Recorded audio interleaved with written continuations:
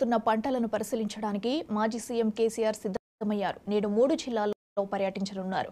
నీరు అందక ఎండిన పంటలను పరిశీలిస్తారు. జనగామ, సూర్యాపేట, నల్గొండ జిల్లాలో బాధిత రైతులను కలిసి మాట్లాడనున్నారు.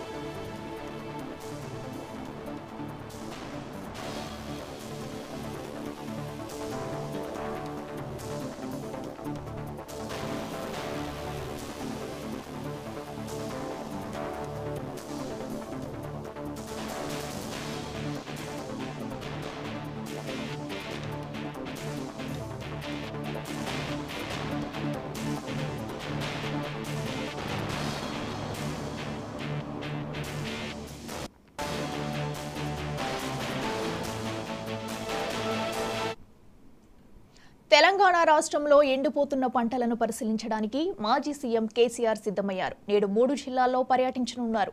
నీరు అందక ఎండిన పంటలను పరిశీలిస్తారు. జనగామ, సూర్యాపేట, నల్గొండ జిల్లాలో బాధిత రైతులను కలిసి మాట్లాడనున్నారు. ఇదే అంశానికి సంబంధించి మరింత సమాచారం మా ప్రతినిధి రామకృష్ణ అందిస్తారు. రామకృష్ణ, చెప్పండి. అట్లా మాజీ ముఖ్యమంత్రి బీఆర్ఎస్ అధినేత కేసీఆర్ ఈరోజు 3 జిల్లాల్లో పర్యటిస్తున్నారు. తన పర్యటనలో భాగంగా క్షేత్రస్థాయిలో ఎండిపోయిన పంట పొలాలను సందర్శించడంతో పాటు అక్కడ నీరు ఉన్నప్పటికీ కూడా సకాలంలో ప్రభుత్వం నీరు విడుదల చేయకపోవడం లాంటి కారణాలతో ఎండిపోయిన పంటలను పరిశీలించి రైతులను పరామర్శించున్నారు. ఇందులో భాగంగా మొదట ఆయన ఎర్రబెల్లి ఫామ్ హౌస్ నుంచి బయలుదేరి నేరుగా జనగామ జిల్లాకు చేరుకుంటారు. జనగామ జిల్లాలో రైతులతో మాట్లాడిన తర్వాత అక్కడ నేరుగా సూర్యాపేట జిల్లా తుంగతుర్తి, తిరుపతి ప్రాంతాల్లో కూడా క్షేత్రస్థాయిలో రైతులను పరామర్శించడంతో పాటుగా ఎండిపోయిన పంట పొలాలను ఆయన సందర్శించనున్నారు. ఇక అదేవిధంగా అక్కడి నుంచి నేరుగా సూర్యాపేటకు చేరుకుని సూర్యాపేట ఎమ్మెల్యే మాజీ మంత్రి జగదీష్ రెడ్డి క్యాంప్ కార్యాలయంలో మీడియాతో మాట్లాడనున్నారు.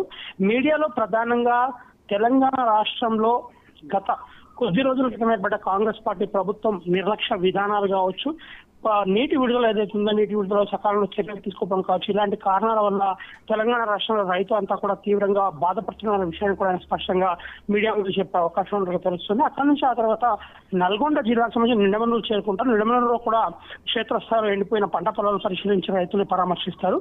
అయితే ఆయన పర్యటనకు సంబంధించి ఇప్పటికే టీఆర్ఎస్ శ్రేణులు పెద్ద ఎత్తున సూర్యాపేట జిల్లాకు చేరుకోవడంతో పాటుగా మాజీ మంత్రి సూర్యాపేట ఎమ్మెల్యే జగదీష్ రెడ్డి నేతృత్వంలో బీఆర్ఎస్ నేతలు కూడా పెద్ద సంఖ్యలో అక్కడ చేరుకున్న పరిస్థితి ఉంది. అయితే వీటన్నింటినీ పరిశీలించిన తర్వాత సాయంత్రం మళ్ళీ తిరిగి ప్రయాణంలో రోడ్డు మార్గం ద్వారా ఆయన ఎర్రబెల్లి ఫామ్ హౌస్ కు చేరుకున్నారు. అట్లా రైట్ రామకృష్ణ, థ్యాంక్ యూ.